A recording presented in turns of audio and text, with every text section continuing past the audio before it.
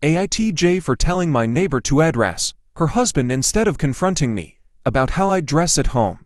I 28F have lived in my house for about 10 years. It's a quiet neighborhood and I've never had any issues with anyone around me. I mostly keep to myself and the people nearby are generally respectful. A few days ago, while I was organizing and cleaning my home, my new neighbor mid-30s, recently moved in with her husband came over and introduced herself. The conversation started normally, just basic small talk about the neighborhood. Then, out of nowhere, she told me that she feels uncomfortable because of how I present myself inside my own home. I was confused and asked what she meant. She explained that she's seen her husband looking out their window toward my house, and she believes he's been watching me while I'm inside. She specifically mentioned that I sometimes wear comfortable home clothes like a tank top and shorts while cleaning, and that this seems to be the issue from her perspective. I paused for a moment because I honestly didn't expect that to be brought up as a problem.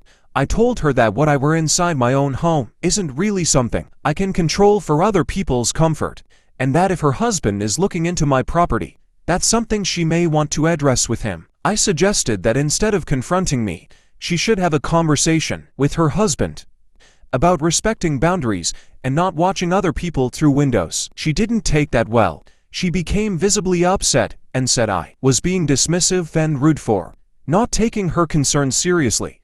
I told her I wasn't trying to be rude, but I also didn't think it was fair to be held responsible for someone else's behavior in my own home. The conversation ended awkwardly, and she left annoyed. Now I'm wondering if I handled it wrong by redirecting her instead of trying to reassure her or change something on my end. So, ALTJ for telling her to address her husband instead of me.